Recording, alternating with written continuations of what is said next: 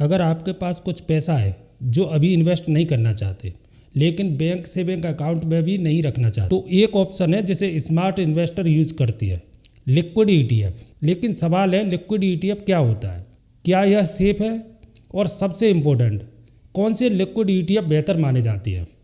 आज हम इसे सिंपल लैंग्वेज में समझेंगे। लिक्विड ईटीएफ को समझने का सबसे आसान तरीका यह है कि इसे शॉर्ट टर्म मनी पार्क करने का एक टूल माना जाए।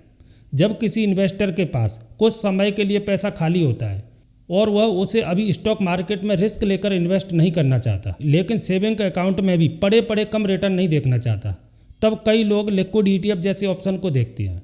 लिक्विड ईटीएफ असल में एक ऐसा फंड होता है जो बहुत शॉर्ट टर्म डेट इंस्ट्रूमेंट में पैसा इन्वेस्ट करता है, जैसे कि treasury bills, commercial papers, short term government security और दूसरे हाई क्वालिटी डेट इंस्ट्रूमेंट्स। इन इंस्ट्रूमेंट की सबसे खास बात यह होती है कि इनकी मैच्योरिटी बहुत कम होती है, अक्सर कुछ दिनों से लेकर कुछ महीनों तक।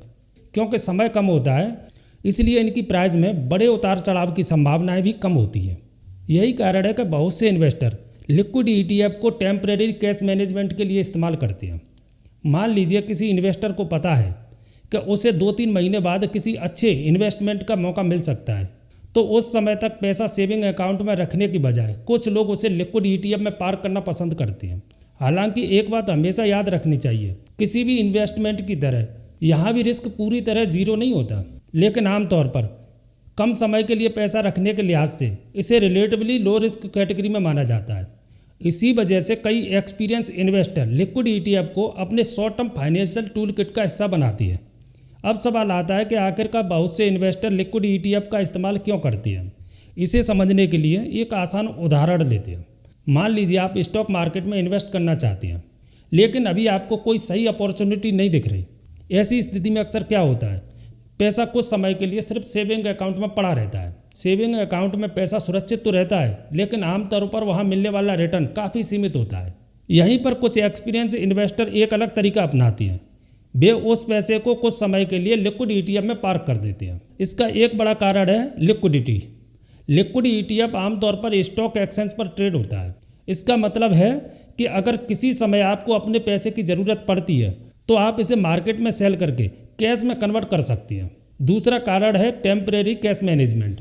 कई इन्वेस्टर अपने पैसे को पूरी तरह खाली नहीं रखना चाहते। वे चाहते हैं कि जब तक उन्हें कोई अच्छा इन्वेस्टमेंट अपॉर्चुनिटी न मिले तब तक पैसा किसी ऐसे इंस्ट्रूमेंट में रहे जहां वह अपेक्षाकृत स्थिर रहे। कुछ सालों में लिक्विड ईटीएफ में मिलने वाला रिटर्न सेविंग अकाउंट के मुकाबले थोड़ा बेहतर हो सकता है। हालांकि यह हमेशा तय नहीं होता और समय के साथ बदल भी सकता है। यही वजह है कि कई लोग इसे शॉर्ट टर्म पार्किंग टूल की तरह देखते हैं। अब एक और जगह पर अक्सर लोगों को कन्फ्यूजन होता है लिक्विड ईटीएफ और लिक्विड म्यूचुअल फंड के बीच।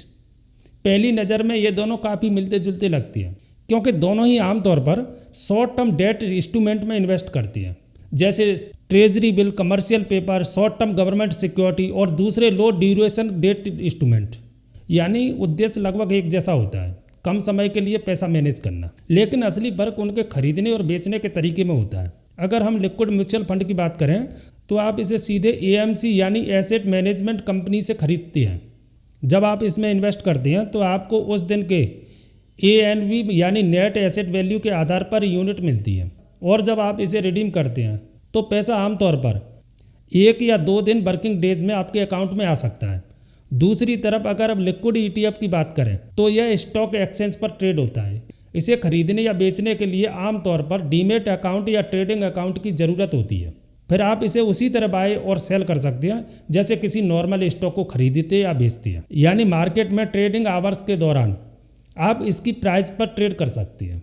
सरल शब्दों में समझें तो लिक्विड म्यूचुअल फंड सीधे एएमसी के माध्यम से खरीदे या रिडीम किया जाता है, जबकि लिक्विड ईटीएफ स्टॉक एक्सचेंज पर ट्रेड होने वाला फंड होता है। दोनों का उद्देश्य शॉर्ट टर्म कैश मैनेजमेंट हो सकता है, लेकिन इसका स्ट्रक्चर और ट्रेडिंग तरीका अलग होता है। इसी कारण इन्वेस्टर अपनी सुविधा, लिक्विड की जरूरत के निवेश के तरीके के आधार पर इसमें से किसी एक विकल्प को चुनता है।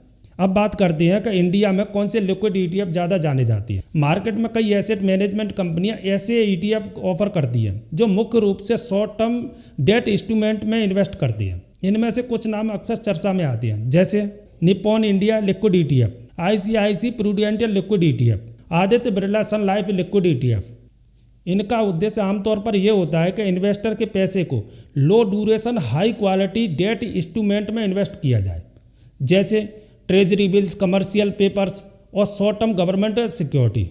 इस तरह के इंस्ट्रूमेंट का फोकस अक्सर दो चीज़ों पर रहता है, कैपिटल प्रिजर्वेशन और लिक्विडिटी।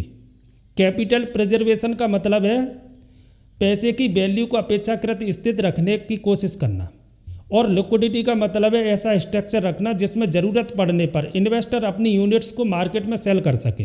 हालांकि मैं सिर्फ नाम देकर किसी भी फंड में इन्वेस्ट करना सही नहीं माना जाता। किसी भी लिक्विड ETF को समझते समय कुछ महत्वपूर्ण चीज़ों को देखना बहुत ज़रूरी होता है, जैसे एक्सपेंस रेशियो यानी फंड को मैनेज करने की लागत कितनी है, लिक्विडिटी मार्केट में उस ETF की ट्रेडिंग कितनी एक्टिव है, और ट्रैकिंग स्ट्रक्चर फंड किस तरह से इंस्ट्रूमेंट में पैसा लगा रहा है। इन सभी बातों को समझकर और अपनी फाइनेंशियल ज़रूरत को ध्यान में रखते हुए कोई भी इन्वेस्टर ज़्यादा सोच समझकर निर्णय ले सकता है। इसलिए हमेशा इन्वेस्ट करने से पहले अपनी रिसर्च करना और जानकारी लेना एक अच्छा कदम माना जाता है। अब महत्वपूर्ण सवाल आता है, आखिर लिक्विड ETF किन लोगों के लिए ज़्यादा उपयोगी हो सकता है। हर इन्वेस्टमेंट टूल की तरह लिक्विड ETF भी किसी खास उद्देश्य के लिए बनाई जाती है, इसलिए यह हर इन्वेस्टर की हर ज़रूरत के लिए सही विकल्प हो ऐसा ज़रूरी नहीं। आमतौर पर लिक्विड ETF उन लोगों के लिए उपयोगी माने जाते हैं जिनके पास कुछ समय के लिए शॉर्ट टर्म आइडल कैश पड़ा होता है।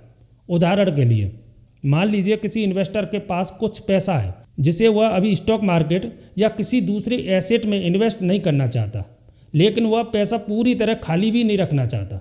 ऐसी स्थिति में कुछ लोग उस पैसे को टेम्पररी पार्किंग के लिए लिक्विड ETF में रखते हैं। और दूसरी स्थिति तब हो सकती है जब कोई इन्वेस्टर मार्केट अपॉर्चुनिटी का इंतजार कर रहा हो। कई बार इन्वेस्टर को लगता है कि अभी मार्केट का सही समय नहीं है या वे किसी बेहतर अवसर का इंतजार कर रहे हैं। ऐसे समय में कुछ लोग अपने पैसे को थोड़े समय के लिए लिक्विड ETF जैसे इंस्ट्रूमेंट में रखते हैं ताकि पैसा अपेक्षाकृत व्यवस्थित तरीके से मैनेज होता रहे। इसके अलावा कुछ लोग इसे कैश मैनेजमेंट स्ट्रेटजी का हिस्सा भी बनाते हैं। हालांकि में एक बात समझना जरूरी है, लिक्विड ETF का मुख्य उद्देश्य आमतौर पर शॉर्ट टर्म लिक्विडिटी और कैपिटल प्रिजर्वेशन होता है। अगर किसी भी इन्वेस्टर का लक्ष्य शॉर्ट टर्म वेल्थ क्रिएशन है तो उसे सिर्फ लिक्विड ETF पर निर्भर रहना और उस लक्ष्य को हासिल करने के लिए पर्याप्त नहीं माना जाता। आमतौर पर लॉन्ग टर्म ग्रोथ के लिए इन्वेस्टर अलग अलग प्रकार के एसेट क्लासेज और इन्वेस्टमेंट ऑप्शन को देखते हैं। स्टॉक मार्केट में अक्सर लोग सिर्फ एक चीज़ पर ध्यान देते हैं, पैसा कहाँ इन्वेस्ट करना है, लेकिन असल में एक सवाल अभी भी उतना ही महत्वपूर्ण होता है, जब सही अपॉर्चुनिटी ये आपके सामने नहीं है तब आपका पैसा कहाँ रखा हुआ है। कई बार इन्वेस्टिंग में सिर्फ सही एसेट चुनना मायने नहीं रखता, बल्कि यह भी मायने रखता है कि आप अपने कैश को कैसे मैनेज करते हैं, क्योंकि मार्केट में हर समय सही मौका नहीं मिलता। कभी कभी इन्वेस्टर को कुछ समय इंतजार करना पड़ता है। ऐसे समय में कुछ लोग अपने पैसे को टेम्पररी पार्किंग के लिए लिक्विड ETF जैसे इंस्ट्रूमेंट में रखते हैं। इनका उद्देश्य आमतौर पर यह होता है कि पैसा पूरी तरह खाली ना रहे और ज़रूरत पड़ने पर पूरा पैसा आसानी से इस्तेमाल किया जा सके। इसी वजह से कुछ इन्वेस्टर के लिए लिक्विड ETF कैश मैनेजमेंट का एक उपयोगी टूल बन सकती है। लेकिन यहाँ एक बात हमेशा याद रखनी चाहिए, कोई भी इन्वेस्टमेंट हर व्यक्ति के लिए एक जैसा नहीं होता। हर इन्वेस्टर के फाइनेंशियल गोल, समय सीमा और जोखिम लेने की क्षमता अलग होती है। इसीलिए किसी भी फाइनेंशियल प्रोडक्ट में पैसा लगाने से पहले उसके बारे में अपनी रिसर्च करना, उसकी विशेषताओं को समझना और सोच समझकर निर्णय लेना हमेशा बेहतर माना जाता है। सही जानकारी और धैर्य के साथ लिया गया फैसला लंबे समय में काफ़ी फर्क पैदा कर सकता है। तो आज के वीडियो में बस इतना ही, मिलते हैं अगले वीडियो में। तब तक के लिए जय हिंद।